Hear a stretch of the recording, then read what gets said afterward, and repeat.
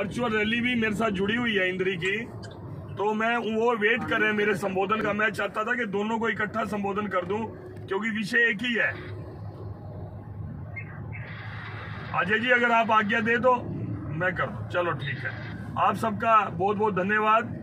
Bharatiya Janata party, हाँ मैं कर रहा हूं भाई साहब, इंद्री और समालखा दोनों को इकट्ठा कर रहा हूं। भारतीय जनता पार्टी के जिला अध्यक्ष करनाल के श्री जगमोहन आनंद जी, जोगेंद्र राणा जी, हमारे राम कुमार कश्यप जी और सभी प्रमुख कार्यकर्ता जो इंद्री विधानसभा के जुड़े हैं, और दूसरी वीसी जो बिल्कुल बराबर में मेरे दूसरे आईपैड पे चल रही है, उसमें मेरे भारतीय जनता पार्टी जिला पानीपत के अध्यक्ष प्रमोद विज जी, हमारे प्रभारी अजय गौड़ जी, हमारी बहन रेणु धीमान जी, मंजीत जी, रंजीत जी, सभी जतेंद्र वर्मा जी, प्रमुख कार्यकर्ता अपने रविंद्र भाटिया जी, देवेंद्र दत्ता जी, आप सब जुड़े हैं। मैं एक प्रार्थना करूंगा, रतन काला जी जो पहलवान जी शर्ट उतार के बैठे हैं, उनसे प्रार्थना कि वो शर्ट जरूर डाल लें, नहीं तो अपना वीडियो बंद कर ले, क्योंकि अभी इस वीसी में हमारी बहन भी जुड़ी हुई है। उनसे मेरी प्रार्थना, शशिकांत जी एक बार उनको बोलो शर्ट डाल लेंगे, वो शर्ट उतार के वीसी कर रहे हैं। रतन काला लिखा हुआ है आईडी के ऊपर। हाँ, इंद्री वाले भी कहेंगे भाई समालखियाना ने साथ जोड़ रखा है। मैं अपना सीधा विषय पे आऊंगा। आज की वीसी का विषय मेरे इंद्री विधानसभा और समालखा के जो दोनों एक ही समय में जुड़े हुए हैं, मैं दोनों के लिए ज्वाइंट विषय ले रहा हूं। हमारे प्रधानमंत्री नरेंद्र मोदी जी का जो दूसरा कार्यकाल है, उसका पहला वर्ष पूर्ण हो गया और ये विषय बार बार हमारे सामने आ रहा है, और ये विषय हमारा केंद्र से चला और अब ये विषय प्रदेश में आया और प्रदेश से ये जिलों में गया और जिलों से अब ये विधानसभा और मंडलों में जा रहा है। जिस विधानसभाओं की वीसी के अंदर सभी बूथों के अध्यक्ष, शक्ति केंद्र प्रमुख, सभी मंडलों के अध्यक्ष और प्रमुख कार्यकर्ता जुड़े हुए हैं। बार बार हम सब कार्यकर्ता जुड़ते हैं और एक बात को बार बार हम सुनते भी हैं कि पार्टी द्वारा दिए हुए कार्यक्रमों को हमें अच्छे से करना है। कार्यकर्ता भी बार बार कहता है कि यार हमें बार बार ऊपर से आदेश आता है और हम काम में लग जाते हैं। मेरी केवल और केवल कार्यकर्ताओं से प्रार्थना है कि आप किसी भी पार्टी के आए हुए कार्यक्रम की आत्मा से जुड़े।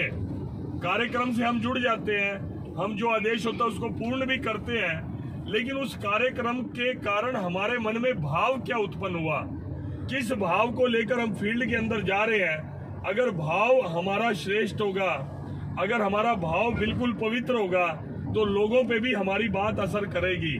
वरना क्योंकि मैं मंडल का अध्यक्ष हूँ यार, अब मेरे को जिला अध्यक्ष ने कह दिया मुझे 10 फोटो भी डालनी है प्रोग्राम करते हुए, उसका पब्लिक के अंदर इतना असर नहीं होता। उदाहरण के तौर पर हमारी केंद्र सरकार की उपलब्धियों को लेकर आपने जाना है, प्रधानमंत्री का पत्र लेके जाना है, फेस कवर लेकर जाना है, सैनिटाइजर को लेके जाना है, ये हमारे पास विषय आ गया। डिजिटल हमने संपर्क करना है, फेसबुक लाइव डालनी है, हमने डाल दिया। हमने वर्चुअल संपर्क करना है, तो आज हम वर्चुअल संपर्क कर रहे हैं। इस तरह का विषय हमारे सामने केंद्र और प्रदेश की तरफ से आता है और हम उसको लागू करते हैं। लेकिन हमारे मन में भाव क्या उत्पन्न होता है? हमारे मन में भाव उत्पन्न होता है कि यार हम तो जो भी काम पार्टी का आता है सब करते हैं, लेकिन हमारे काम की बारी आती है, हमें पटवारी की ट्रांसफर करवानी है, हमें थानेदार की ट्रांसफर करानी है, हमें बीडीओ की ट्रांसफर करवानी है, हमें ये काम करवाना है, तो हमारे काम के ऊपर ध्यान नहीं दिया जाता। इस तरह की शिकायत अधिकतर हम कार्यकर्ताओं के बीच में चर्चा में ये बात आती है। लेकिन आज मैं सब कार्यकर्ता पानीपत और करनाल के, मैं सौभाग्यशाली हूँ कि दोनों कार्यकर्ताओं को एक ही समय में संबोधित कर रहा हूँ। मैं एक बात अपने कार्यकर्ताओं से कल मैंने घरौंडा की वर्चुअल कॉन्फ्रेंस में भी पूछी थी कि जो धारा 370 जब जनसंघ बना, डॉक्टर श्यामा प्रसाद मुखर्जी पहले जनसंघ के संस्थापक अध्यक्ष थे, उन्होंने एक सपना देखा, खाली सपना ही नहीं देखा, उन्होंने उसके ऊपर कार्य किया और अपने जीवन की कुर्बानी दे दी कि भाई धारा 370 हटेगी। जिस कश्मीर को आजाद कराने में हमारे सैनिकों ने और हमारे देश के नागरिकों ने अपनी कुर्बानी दी, वो धारा 370 आजादी के 70 साल के बाद भी एक माथे पे कलंक के रूप में हमारे ऊपर लगी हुई थी। उस धारा 370 को हटाकर अगर यही केंद्र में कांग्रेस की सरकार होती तो आज कश्मीर हमारे साथ जुड़ सकता था क्या? आज अगर केंद्र के अंदर कांग्रेस की सरकार होती, जो राम मंदिर निर्माण का काम शुरू होने वाला है, क्या वो कभी शुरू हो पाता? या जो हमारे प्रताड़ित, जो धर्म के आधार पर प्रताड़ित, जो हिंदू, सिख, ईसाई, पारसी, जैन, बौद्ध, जो पाकिस्तान, अफगानिस्तान और बांग्लादेश से पिट पिटाकर हिंदुस्तान में कई सालों से पड़े थे, क्या वो आज हिंदुस्तान का नागरिक बन पाते? कभी नहीं बन पाते, क्योंकि कांग्रेस की हमेशा तुष्टीकरण की राजनीति रही है। कांग्रेस ने हमेशा मुस्लिम तुष्टीकरण किया है, लेकिन भला कभी मुस्लिम समाज का भी नहीं किया। अगर कांग्रेस मुस्लिम समाज का भला करती तो जो मुस्लिम बहनों के ऊपर कुप्रथा का एक कलंक था, तलाक तलाक कहकर मुस्लिम महिला को घर बिठा दिया जाता था, उसको उसके मायके में भेज दिया जाता था, उस कुप्रथा को भी दूर करने का काम अगर किसी ने किया तो मोदी जी की सरकार ने किया। क्या कभी अगर कांग्रेस की सरकार केंद्र में होती, जिस तरह से पाकिस्तान को मुंह तोड़ जवाब दिया गया, जिस तरह से घर में घुस के चाहे बालाघाट में मारा, चाहे सर्जिकल स्ट्राइक की, क्या कभी हम कल्पना कर सकते थे कि हमारे उन शहादत का बदला, जो शहीदों ने शहादत दी, उस शहादत का बदला हिंदुस्तान कभी ले पाएगा? अगर कांग्रेस की सरकार होती तो कदापि नहीं ले सकते थे। आज जिस तरह से चीन ने हमेशा से घृणित कार्य किए, नीच कार्य किए, उसके बावजूद भी कभी सेना को फ्री हैंड नहीं मिला। ये हिंदुस्तान के इतिहास में पहली बार है कि उस घटना के बाद माननीय नरेंद्र मोदी जी ने हिंदुस्तान की सेना को बिल्कुल फ्री हैंड दिया है कि पाकिस्तान को उससे भी ज्यादा ताकत से जवाब देना है। आज पाकिस्तान आज चाइना जो है बैक फुट पे आ चुका है। आज अंतर्राष्ट्रीय जगत में वो अपनी सफाई दे रहा है। ये केवल और केवल जो दृढ़ इच्छा शक्ति है माननीय नरेंद्र मोदी जी की, उसके कारण सफल हुआ है। कार्यकर्ता बंधुओं, आज कोरोना काल से जिस तरह से हम निकले, पूरी दुनिया कोरोना से संक्रमित हुई। मुझसे पूर्व देवेंद्र दत्ता जी, प्रमोद विज जी, शशिकांत जी ने अपनी बात रखी है और मेरे बाद अजय गौड़ जी अपनी बात समालखा में रखेंगे और इधर इंद्री में भी सभी प्रमुख कार्यकर्ता अपनी बात रख चुके हैं और मेरे बाद भी रखेंगे। मैं केवल एक बात कहता हूं, अगर यहाँ पर प्रधानमंत्री माननीय नरेंद्र मोदी जी की बजाय कोई और होता तो जिस तरह से भ्रष्टाचार का दीमक हिंदुस्तान को चाट गया था, जिस तरह से मोदी जी से पहले जो कांग्रेस के हुक्मरान थे, जब भी देश पे आपदा आई उन्होंने घपले, घोटाले और स्कैम करने के अलावा कुछ नहीं किया। इस कोरोना काल में भी वो घपले करते, घोटाले करते और हिंदुस्तान की जनता को मरने के लिए छोड़ देते। लेकिन माननीय नरेंद्र मोदी जी ने हर अच्छाई बुराई को अपने ऊपर लेते हुए, समय पूर्व जनता कर्फ्यू से शुरुआत करते हुए लॉकडाउन 1, 2, 3, 4 4 लॉकडाउन किए और अनलॉकडाउन 1 किया। और जिस दृढ़ इच्छा शक्ति के साथ, हालांकि विपक्ष ने इस बात को भी निशाना बनाया, पहले यही कांग्रेस की सरकारें चाहे पंजाब की थी, राजस्थान की थी, दिल्ली की थी, पश्चिम बंगाल की थी, हमेशा कहते थे कि हम लॉकडाउन नहीं करेंगे।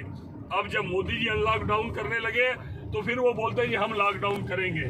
उनका दिमाग इस तरह से हो चुका है कि मोदी जी के मुंह से निकली कोई भी बात उसको वो बार बार क्रिटिसाइज करते हैं और विरोध करते हैं। लेकिन धन्य है इस हिंदुस्तान की जनता, धन्य है 130 करोड़ हमारे हिंदुस्तानी, जो मोदी जी की एक आवाज पर, चाहे वो थाली बजाने की हो, चाहे दिए जलाने की हो, एक आवाज पर पूरा देश, पूरी हिंदुस्तान की जनता एक ही आवाज पर अपनी छतों पर आ जाती है। विपक्ष आलोचना करता है कि थाली बजाने से कोरोना भागेगा, विपक्ष आलोचना करता है कि दिए जलाने से कोरोना भागेगा। हाँ, भागा है, कोरोना भागा है। हिंदुस्तान की एकजुटता के सामने कोरोना भागा है। हिंदुस्तान के डॉक्टर्स, पैरामेडिकल स्टाफ, पुलिसकर्मी, सफाई कर्मी जो कोरोना वॉरियर्स हैं, उनके संघर्ष के सामने कोरोना हारा है।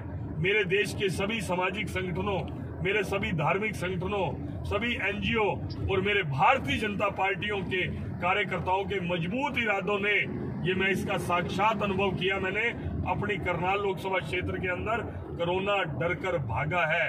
आज लोग बड़ी दृढ़ इच्छा शक्ति के साथ जीवन जो अपना रोजमर्रा की जिंदगी है उसको पटरी पर ले आए हैं। आज कारोबार भी चल रहे हैं, आज फैक्ट्रियां भी चल रही हैं, आज दुकानें भी चल रही हैं, आज दूध की डेयरियां भी चल रही हैं, आज सब कुछ चल रहा है और हम कोरोना के साथ चल रहे हैं। हमें पता है कि 2020 हमें कोरोना के साथ जीना पड़ेगा, लेकिन अगर हमारा नेतृत्व ये देवतुल्य ना होता माननीय नरेंद्र मोदी जी द्वारा, और ये ऋषि मुनियों की धरती ना होती, परमात्मा का आशीर्वाद ना होता, तो बहुत बड़ा नुकसान, जो अपने आप को बहुत ताकतवर देश कहते थे, चाहे वो अमेरिका, जर्मनी, जापान, इटली, सभी यूरोपियन कंट्रीज, वहां पर डर कर एक एक चीज वहां पर चलनी बंद होगी।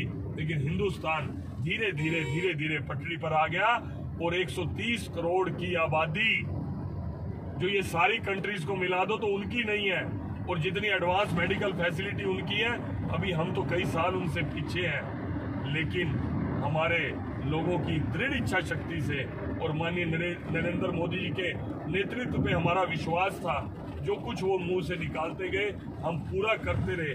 आज WHO वर्ल्ड हेल्थ ऑर्गेनाइजेशन ने भी कहा है कि जिस जीवट के साथ, जिस जुनून के साथ, जिस मजबूती के साथ हिंदुस्तान ने कोरोना का मुकाबला किया है, दुनिया में किसी अन्य देश का ये उदाहरण नहीं मिलता। मैं आप सब कार्यकर्ताओं का दिल से ये आभार व्यक्त करता हूं कि आप समय समय पर पार्टी की नीतियों को लेकर लोगों के बीच में जाते हैं, लेकिन मन के अंदर अपनी जस्टिफिकेशन पहले करें। कई बार हम कार्यकर्ता, मेरा DC रेट नहीं, मेरे कहने से ट्रांसफर नहीं हुई, मेरा रिश्तेदार इतने दिन से वहां बैठा है, इन सब बातों से उस देवतुल्य पार्टी, जो देशभक्त संगठन है, राष्ट्रवादी संगठन है, जो अपने बारे में जो लोग नहीं सोचते, अपना जीवन, अपना घर बार, सुख सुविधा सब छोड़कर प्रचारक बनकर जब बीच में निकल जाते हैं, तो ऐसे देशभक्तों की पार्टी, ऐसे प्रचारकों की पार्टी, उनसे प्रेरणा लेते हुए हमें सब जाना चाहिए। मेरे इंद्री के विधायक राम कुमार कश्यप जी कोई बात कर रहे हैं, जगमोहन जी से आवाज बीच में आ रही है, मेरा विषय लंबे हो गया। अन्य अभी अजय गौड़ जी ने और राम कुमार कश्यप जी ने अपनी बात रखनी है। मैंने प्रयास किया कि मैं अपने मन के भाव आपके आगे रख सकूं, और आप सबने बड़ा धैर्य से, पूरी समालखा विधानसभा ने और इंद्री विधानसभा ने एक ही समय में दोनों ने मेरी बात को सुना। एक हाथ में मोबाइल है मेरे और एक हाथ में आईपैड है। आप दोनों ने मेरी बात को बड़े ध्यान से सुना। मैं आपका दिल की गहराइयों से बहुत बहुत धन्यवाद करता हूं, आभार व्यक्त करता हूं। मैंने कोशिश की थोड़े से समय में अपनी बात रख सकूं, विषय बहुत लंबा था।